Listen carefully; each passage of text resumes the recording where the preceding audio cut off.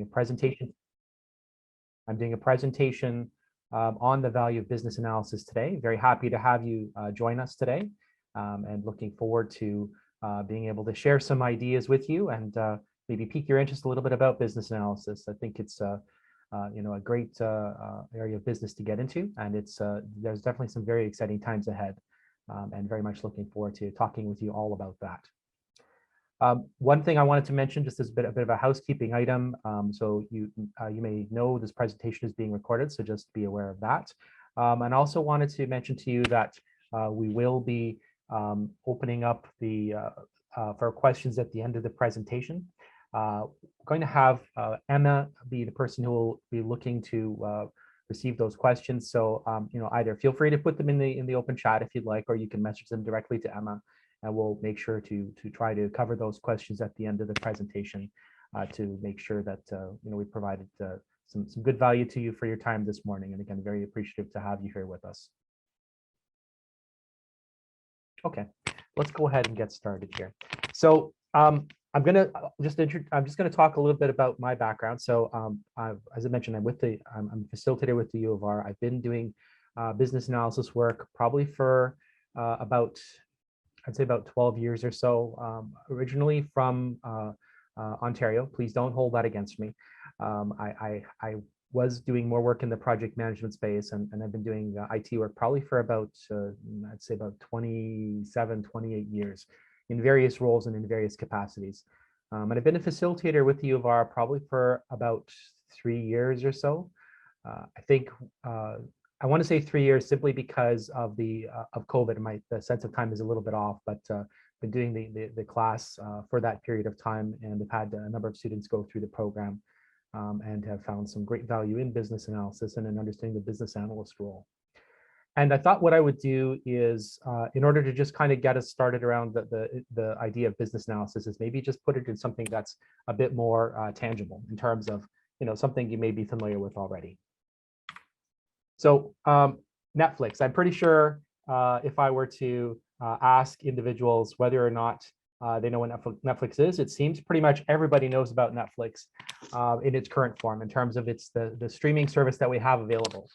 But it wasn't always a streaming service. I'm not sure if you folks are aware, but back in 1998, Netflix was really more of a DVD rental service. It wasn't even in Canada. It was more of a US service that was being provided.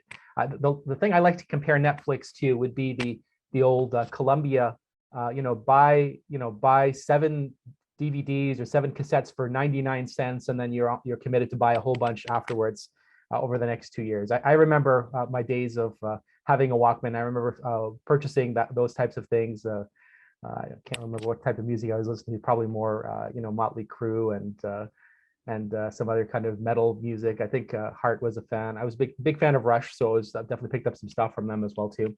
In any case, originally the service was a DVD or CD rental service, and they also were in the movie space. They were in the movie space for sure, and so they were doing pretty well as an organization. Things were humming along. Things were going really great. This thing called the internet was really starting to gain some traction, and there was a decision point that had to be made by the organization. They had a business that was running reasonably well. It was obviously very labor intensive. I mean, it had people putting DVDs into envelopes and mailing them out to people. But they were really kind of thinking about the business of, are we going to stay in this business, or do we need to switch the way we do business? And do we need to think about what that business is that we're going to be provided? Were they in the business of mailing stuff out? Were they a mail business, mailing pieces out? Or were they in the business of providing more services to customers at a reasonable price, right? And I'm just trying to understand that and trying to really look at the existential state of Netflix at the time. Do they want to move in this different direction, this new direction? Or are they going to do what they've always been doing, right? So can they do that? So there was that question. Are we going to have a streaming service that will be kind of the future of our company? That was the first question in Netflix. And then the second question is, could they do both of these businesses at the same time? Could they have a streaming service, and could they also do the DVD rental business? Because it was, by all accounts, a reasonably profitable business and things were going pretty well. So could they kind of duplicate both of these things and just operate that way? So these are certainly questions that they needed to answer as an organization. So, fast forward, 10 years after the start of the business, and the decision they had made at the time was they were going to, in fact, go with streaming their services. They're going to figure out how do they provide those services online in a new way that had never been done before.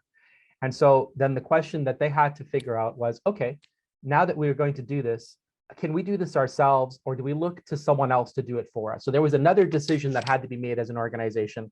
Do you use the people who brought you to this point already, the engineers who had helped build the system up to a certain space, or do you go with an external organization to actually provide those services? So trying to figure out, what's the best solution? What's the best approach to go with? For those who aren't familiar with the story, they ended up actually going with an external company. They ended up going with a little company known as Amazon, which of course we're all very familiar with these days. And Amazon provided those streaming services to basically provide Netflix to everyone at that point in the US. And so their service blew up. Like, they just had so many people jump on board. And of course, you know the history now, with everybody and their brother having a Netflix account. That things have gone pretty well from that perspective. There was also the decision of how were they going to handle the DVD rental services. They ran this alongside the streaming service, and what I understand, because this was before my time in terms of knowing what Netflix was, if you wanted to have both services, you paid a fee for your streaming service, and then you paid a fee to have this DVD rental service. So you essentially were paying, double what you were paying before as a customer. And so customers, predictably, were not terribly happy with all of this. They ended up kind of really having to shut down that DVD rental side of the company. Essentially, the streaming service cannibalized the customer base from the DVD rental service if they weren't already in that space. So they ended to shut down one side of the business, and they had to really kind of restructure the way their company was run and restructure their staffing and look at the skill sets again. And it just became a brand new company, right? So bit of a turbulent time for Netflix, but the net result is they got to where they needed to get to, which was really, at the end of the day, the kind of the fundamental piece around this, right? And so you may be thinking to yourself, now that I've kind of talked about Netflix for a little while, what's the connection back to business analysis? Why were we even talking about this? And the truth of the matter is, business analysis really helps you to solve the right problem, and it helps you to really realize what your company is and what your company is about. So solving the right problem is super important, right? And so as Stephen Covey says here, you want to make sure that you've got the ladder up against the right wall. You want to make sure you're solving the right problem. And business analysis helps tremendously with that. It really helps to analyze the existing culture. So essentially do a fit gap analysis, understand the potential different options out there. So analyzing what solution options are available, doing essentially an analysis of the company, analysis of the environment. So a review of their strengths, weaknesses, opportunities, and threats, which is known as a SWOT analysis, another tool that a business analyst can use, and evaluating the different solutions that are out there and just trying to figure out, okay, based on the company where it's at right now, the different competitors in the same space, some other things to get figured out, what's the best approach going forward, right? So business analysis is not just about just creating a document or creating requirements. It's really this broader view of the entire business lifecycle and trying to get the business to help transform, because business analysis is really in the business of changing, making changes to the organization to help it get better, right? In the case of Netflix, transforming the company from physical materials to streaming services, making a decision, again, doing the analysis to figure out that although they had people internally who could do the work, this other company, Amazon, was much better at doing this, right? And so you could imagine being at Netflix at that time. Imagine you're one of the engineers that are at Netflix and you're being told that it's actually better for this external company to do this versus yourself. And so that required some pretty significant change management and some pretty significant working with the organization to really try to figure out the best approach of it. And it's fair to say that there are technology pieces that have to get sorted out, but there is a huge people side of it as well too. And I'm going to talk a bit more about that when it comes to business analysis, because I think in many cases it can sometimes, be overlooked. The importance of communication, the importance of working with the different various stakeholders in an organization to figure out the best approach going forward, right? And so the value proposition is one that certainly needs to get figured out, and it needs to be clear to all stakeholders involved. And so really, when we talk about value, we're really talking not about the creation of a document. We're not talking about, someone writing stuff down and then handing it to someone else and nothing being done. The value is in the analysis work. The value is in the conversations. The value is creating positive outcomes, right? And it's easy for us to point to some very specific tactical operational aspects. We're documenting the current state of a product or current state of a process to see where we are right now in order to figure out what we need to change in future. It's certainly a lot of value in that, but it doesn't have to be at that level. It can be, again, at this more strategic level. Do we go with option A or option B? Or do we have to come up with an option C, right? Being able to sort those particular pieces out.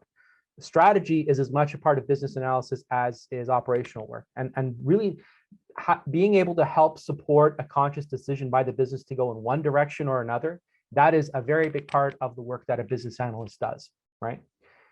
And, trying to understand when we do a project or when we do a process improvement, what's the need? What is actually required? And what is the criteria for success? How do we know we've actually, reached the finish line? How do we know we've actually gotten what we wanted out of this? Who is going to be a beneficiary of it? Who is going to be affected by it? Maybe in a negative way. How do we account for that? And how will we measure that we've actually gotten to where we need to get to, right? So what can we evaluate? Are there some specific criteria or some specific metrics? KPIs or key performance indicators, things that need to be measured prior to starting something to then when it actually is completed. So one of the points I put on this slide here, I wanted to kind of talk about this.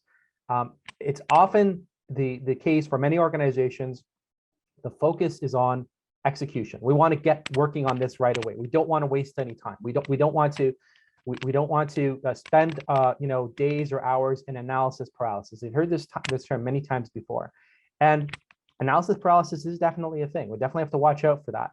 But being able to collect effective requirements is absolutely critical to a positive outcome on any projects. And so this organization I've put up here, the Standish Group, they actually have something called the Chaos Report. And I would suggest after our presentation, take a look for it. It is something that is freely available in an earlier version of it. The most current one, you have to be a paid member, you'd have to pay for it. But an earlier version talks about something called the winning hand. And so that's my analogy with the cards here. So there are basically 5 key indicators to successful project outcomes.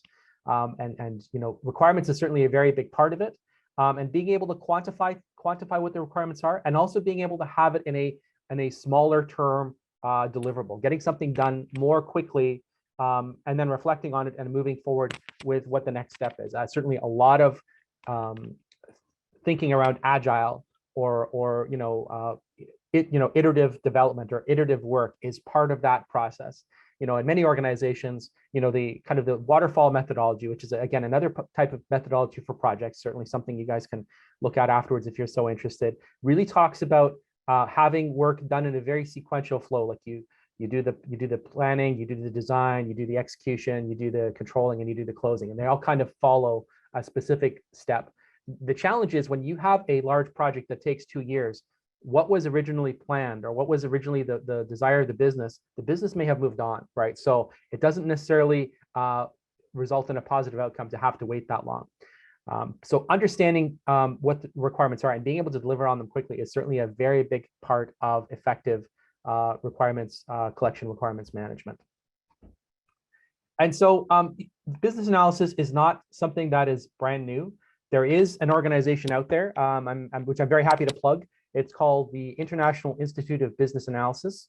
I'm a member. I have been a member since I've had my certified business analysis professional certification. And they have some great resources that are available out there. Some great things to look at. Great materials. Some great foundational pieces that are there. Some of it is free. Some of it does require a membership. If individuals are interested in receiving a professional certification, certainly having a membership to IIBA is extremely valuable and would be something to certainly consider in terms of your career path and things you want to do going forward. Okay. So they have IIBA was formed in October of 2003. So they're coming up on their 20-year next year, which is amazing. I actually thought they'd been around longer than that, but actually it's just the 19 years, which is really something. And it started, with some folks, I believe, I want to say in either Oakville or Mississauga, Ontario, in Canada, and now over 27,000 people worldwide, right? And again, this idea that you have essentially these individuals or people who have kind of some information, essentially known as a body of knowledge, which is this book right here, which basically outlines a number of ways of how business analysis can do their work very effectively.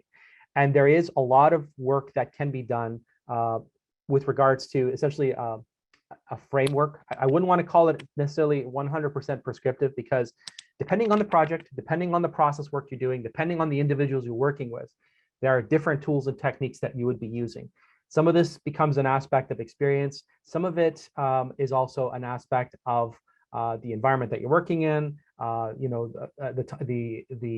tools that may already be within the environment you're working in, a number of different features and factors that could be considered as part of the work that you do as a business analyst, and trying to understand that, the term business analysis, I would say even same as a term as a project manager or a change manager, it can be a very nebulous term. Some organizations really want business analysis to focus on just doing the requirements and being able to capture what the business problem is. Others have a bit more of a technical slant. There could be some work done in the technical space, and that would certainly affect the types of techniques that you would be using as a business analyst, and the people you would be working with as well too, right? And more on communicating with stakeholders a little bit later on in our presentation. So there are 50 different techniques. There are so many techniques that are available for a business analyst to be able to use. I can tell you that I don't think I know anyone who's used every single one of these techniques, or if they have, they're certainly not experts at all of these 50 techniques. But you will find, much the same as with using the analogy of a toolbox, there are a couple go-to tools you'll end up using quite regularly, things you will definitely need to work on quite a bit. I know, in my experience, being able to write up a business case is extremely important. Being able to figure those pieces out, being able to do, process diagrams or process analysis, very, very important. Prioritization of requirements, also very important. And so there are some techniques that are available through these books, through the BABOK. And again, there are many different providers of business analysis tools and advice, and many different organizations that help this. But in terms of a kind of a core piece, the BABOK is certainly very strong in that space. Being able to effectively brainstorm, one of the things I find to be quite important with the brainstorming is, when people are really kind of coming together, especially people in different areas, you may find that you have some people that are, they will, given the opportunity, they will just talk and talk and talk and kind of drown out some of the quieter voices in the room. As a facilitator, you need to make sure to be able to hear everyone's voice. And I can speak from personal experience. Sometimes the quietest voice in the room is the one you really need to hear. It's the one that may have the answer, or that has really given it the greatest thought, and may see things from a slightly different perspective, right? So, the idea of really opening it up to really divergent thinking. People are just going to bounce ideas off the wall. People are going to share their experiences. People are going to have an idea. Maybe it's not a perfect idea, but it may be an idea that another idea kind of feeds off of, which gets you to a place you hadn't really thought of before. So being able to do that is extremely important. On the flip side, sometimes you do have to do interviews one-on-one with an individual. Finding the right way of doing that can be very important. Some of it is based on an environment, some of it is based on relationships with people. There is, the importance of being able to connect to people cannot be overstated, and I will talk a little bit more about that as part of this presentation. Really being able to connect on that side. As I mentioned earlier, SWOT analysis, trying to understand the strengths, weaknesses, opportunities, and threats of a given organization, right? So some of the internal stuff, strengths and weaknesses, and the opportunities and threats. Those are pieces that are outside the organization that could affect how the organization is going to be doing its work. One last thing I'll just quickly mention, prototyping I find to be very effective as well too. And it can be really as simple as a piece of paper with a bunch of boxes on it, drawing how things should work or how things should fit together, right? Being able to do that, allows for, a very quick turnaround of things, being able to show visually what someone is thinking without investing a ton of time and money into it. That is really a very, very important part of the business analysis cycle for sure, right? There are others on here. The link down below, with the WordPress link, I think is still online, certainly worth looking at if folks are interested for sure. All right.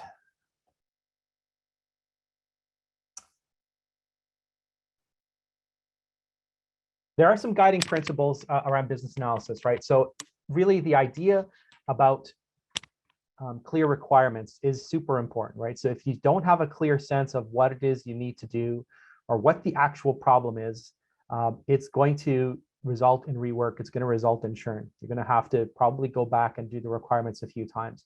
And so there's really costs associated with not effectively collecting requirements. And being able to communicate effectively is also super important. I remember having a discussion with a colleague of mine, and we were kind of arguing about which is more important, effective requirements or effective communication. And I think that we had kind of talked it through, and I think where I landed on it, I was kind of convinced of this, and I think I've kind of bought into this myself now, is that you really can't get effective requirements if you can't communicate effectively with the people you're working with. You need to be able to get to things in an effective way. And no amount of proficiency with the tool is going to be enough if you can't do the communication piece of it. There's a saying out there that says a fool with a tool is still a fool, and that is absolutely the case, right? Trying to understand how to use something is important for sure, but being able to communicate, if you don't have the communication, you don't have anything. You've got to have that, right? And then the trick of finding the right vehicle to communicate with, because there's so many ways we communicate, isn't there? I mean, if you think about it, communication, it can be verbal, some of it, can be written, it can be visual, and we also communicate things we don't even realize we're communicating, for example, even in terms of our body language or the way that we are presenting ourselves or the tone of our voice, right? There are messages that are constantly being put out there. And I think just being aware that that is the case is an important thing, right? So ideally, what should be happening is if you have the right technique and you have the right tool,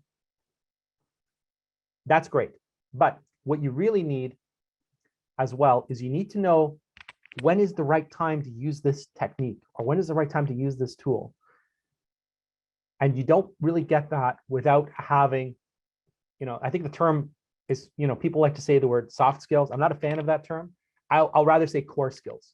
So it's really the kind of fundamental skills that, a business professional, in this case, a business analyst, has to have in order to be able to find the right tool at the right time with the right people to be able to get to where you need to get to.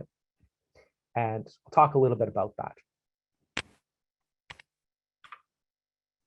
So IIBA, so International Institute of Business Analysis, they recognize that there are some core skills that are absolutely required. And so they've put together a bit of a structure around things in terms of competency areas for communication and for these core skills, right? I say communication because as you'll see later, to me, it's probably the most important skill you can have as a business analyst.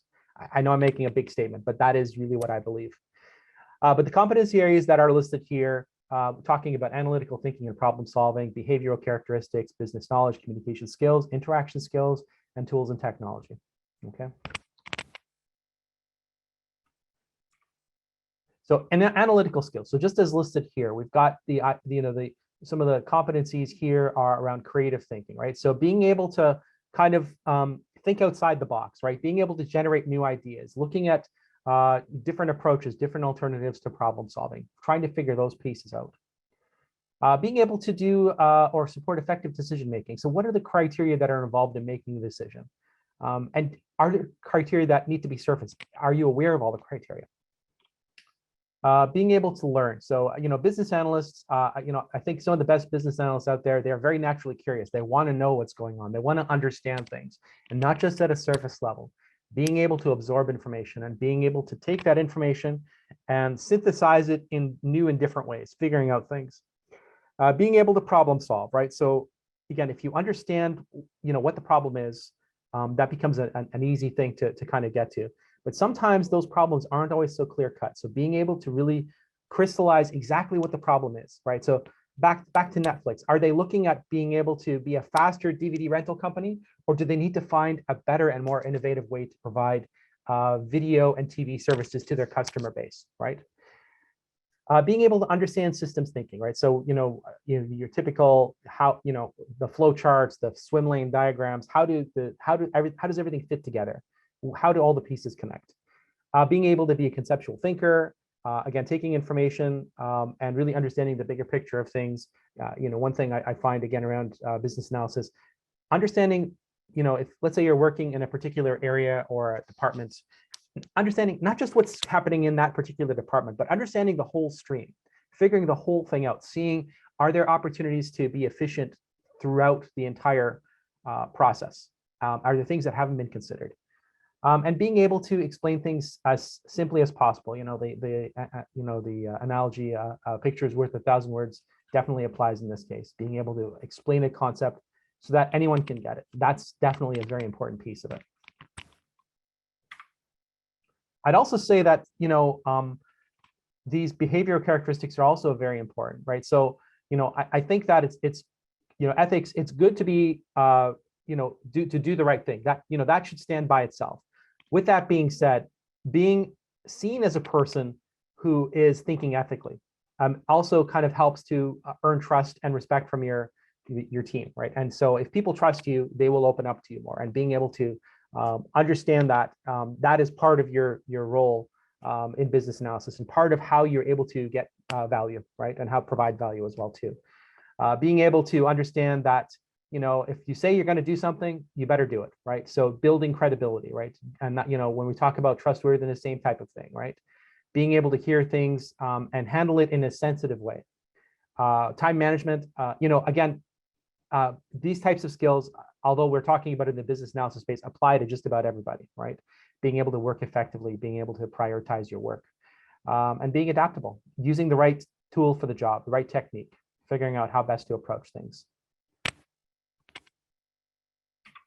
One thing that is also extremely valuable, I find, in the business analysis space is, again, understanding the business. I mentioned earlier, and I've had the pleasure of working with some really great business analysts over the years.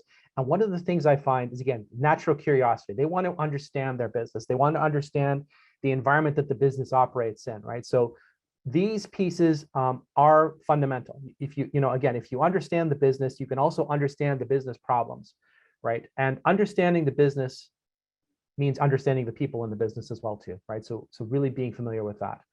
So business acumen is certainly very important. Industry knowledge, right? So if you understand the space that you're in, becoming familiar with that, understanding what information is there, understanding the organization that you're with, right?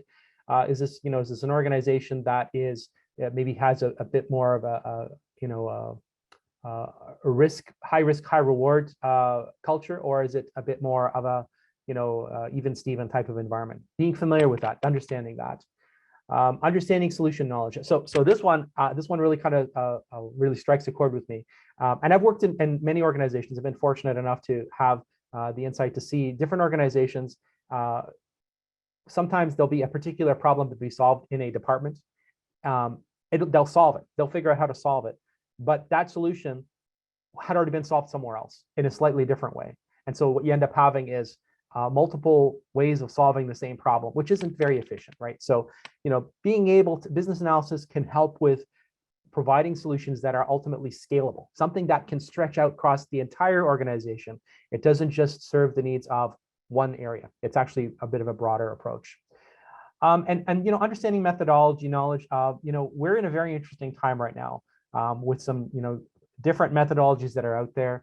I'm sure if I were to poll the group that I'm talking to right now, if I mention the term agile, there's probably many people that are familiar with the term agile. If I mention Lean Six Sigma, there may be some individuals that are familiar with that. There may be some folks familiar with waterfall methodology, which is kind of the most traditional way of how project work is done and how requirements could be collected. I think understanding, and I will say just very generally, understanding that the type of work that you're doing may influence the type of methodology you use to do that work, right? So, if you're working, for a shop that is doing agile, the way you would collect requirements will be very different, perhaps, than another organization that is not working in agile or is not maybe as deep into the agile rituals and techniques and things like that. All right, and so this one again is a spot that I think is very important to me. Communication skills, being able to communicate effectively, being able to convey ideas in a verbal manner, and I would say making them as easy to understand as possible, right? Trying to make it conceptually an easy grasp.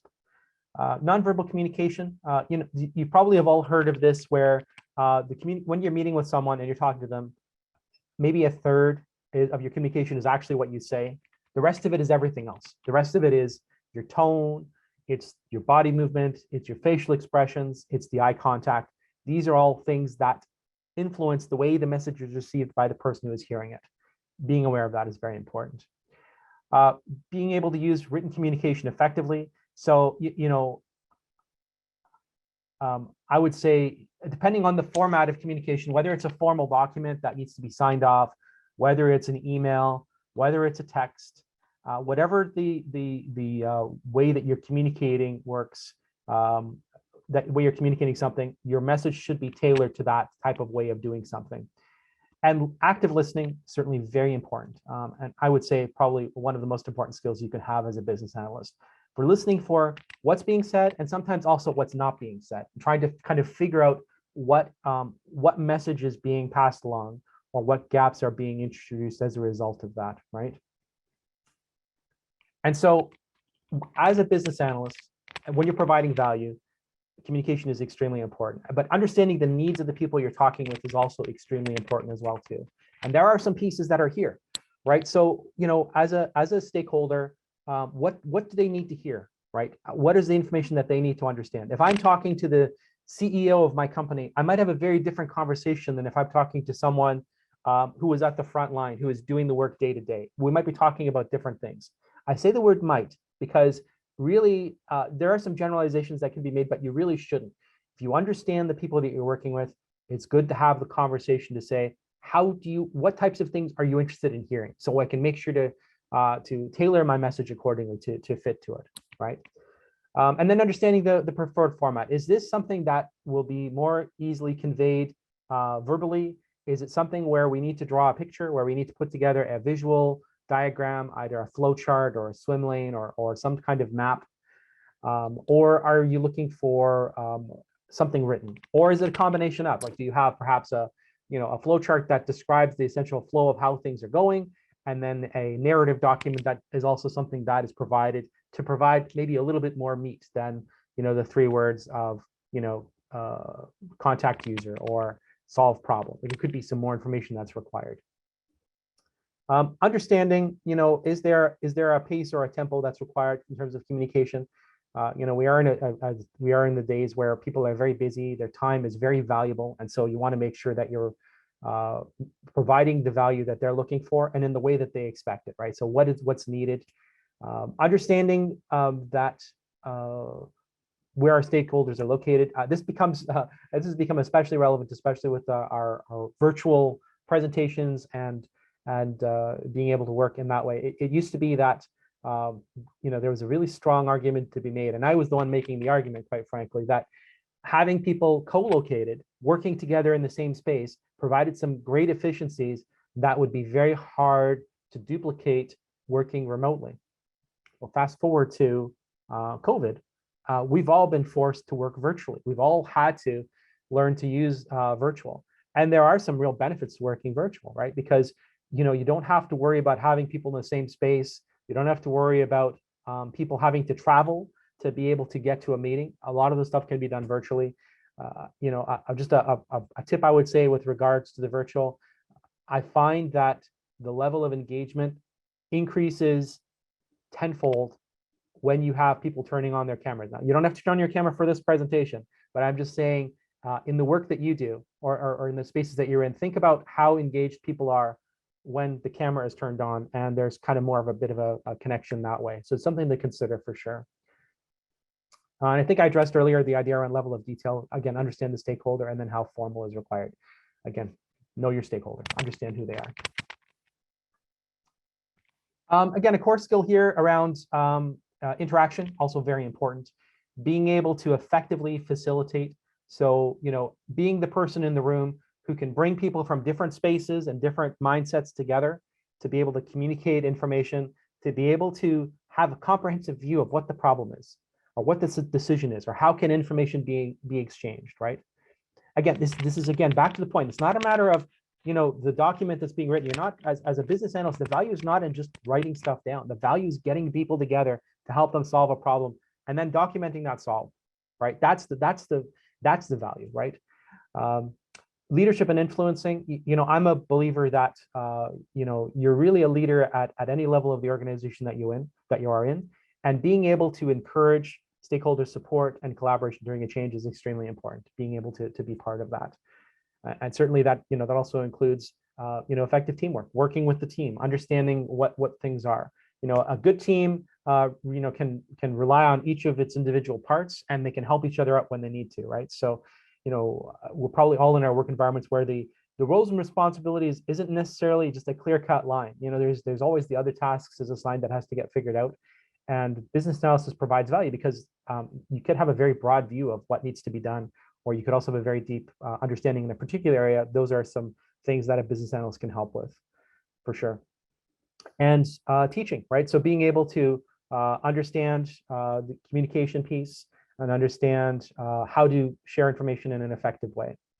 I left the conflict and negotiation to the end because one of the things that I've found over the years is that sometimes people can be a little bit uncomfortable with conflict. And as a business analyst, you're going to find yourself in situations where part of your job is going to uncover conflict. You have to. You could have two stakeholders working on the same project who have two contrary goals. And sure, it's uncomfortable to surface that conflict up front, but imagine how much more uncomfortable it is if you go all the way through a project to the very end after hours and hours and thousands of dollars in investment and then surfacing it then, right? So really being able to surface the conflict in an effective way, getting those things figured out, and then strengthening the vision of the entire team to say, what are we delivering? How are we going to provide the value back to our company, right, in an effective way? And to round it out, tools and technologies is very important. So I would say business analysts have some great tools and technologies that are out there. It doesn't have to be the fancy stuff, though, quite frankly. I mean, some effective business analysis can be done with a Word document, with an Excel spreadsheet, right? There a lot of people do use Visio for flow charting and diagramming. There are some great tools that are out there, some great collaboration tools as well. They're in this space, and I think that especially with this age of virtual, there is a lot of great collaboration tools that are available that really helps to simulate or provide the same type of functionality that people used to have sitting in a boardroom together, putting up sticky notes on a wall, right? There are tools that are out there that do those types of things, right? And being able to kind of track requirements. Have we solved the problem that has been put in front of us up front? So finding the right tools to do that. And there are many different tools that are also available. I know we're using Zoom today for our call. There's some stuff baked into Zoom. I know that Teams is also very popular. There's also some great tools that are available via Teams in terms of whiteboarding and other activities. Again, all things that can kind of help to simulate the in-person experience that's there. So coming back to this thing around the knowledge areas, I didn't cover this too much earlier. This is a diagram that comes out of the business analysis body of knowledge, and it really kind of shows the different knowledge areas that business analysis is structured into. And it does kind of show the interaction between it. So it's not necessarily always a one and done. And quite in many cases, you are iterating on things, whether or not you're kind of starting in terms of the planning activities, the business analysis, planning and monitoring, doing some requirements analysis, doing some strategy analysis to figure out, okay, what's the best solution?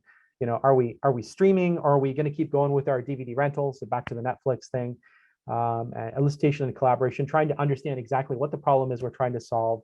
And then the solution evaluation. Did the solution that we put in, did it solve the problem or not? Did we get closer to where we needed to get to, right? Being able to understand that. And so again, these are knowledge areas that are very important. And I don't want to de-emphasize the importance of them, but the truth of the matter is, without those core competencies and underlying competencies, you're not going to be able to do this work. You need to be able to kind of marry those two things together. And effective business analysts do this, and they get the opportunity not just to learn the pieces that they need to do, but also to get some experience and practice doing it. So coming back to the U of R program, so we do have a certificate program here at the U of R. And so there are these 6 different knowledge areas that are here. And I believe they are structured into 7 classes, if memory serves me. And we'll see on the next slide exactly what they are. But as part of the classes, you do get a chance to be able to practice some of these ideas that are out there. So it's not just purely theoretical. You do get a chance to actually get a little bit of experience with it. I know some individuals who attend the classes, they do have perhaps some experience doing aspects of business analysis, and I think that helps them for sure. But even someone who doesn't necessarily have a lot of deep work in the space already can benefit from it. And again, it's a good, friendly environment for that. So the certificate program is on this link here. And so there are these 7 classes that are listed here. So I mentioned that I do teach the fundamentals class, and I also get into the requirements analysis and design definition. As it works out, the class is shortly after this webinar, so I'm going to be jumping into that right away afterwards. But then at the end, the practicum. So you really get a chance to practice all of the things that you learned up to that point in terms of the different knowledge areas and the skills that are provided. And so just to kind of wrap up the presentation, business analysis really is about providing value to the organization, really trying to understand what the needs are, understand what the requirements are, making sure the right problem is being solved, that the ladder is against the right wall. And by doing that, you really are reducing churn. You're reducing the waste of time and money, maybe not solving the right problem or being led down a path where it's a bit more of a red herring. So avoiding those types of things. Good business analysis provides better solution to project problems. And it does provide some great insight and awareness to the business organization for the work that they do. Okay, and with that, that's the presentation that I have for this morning.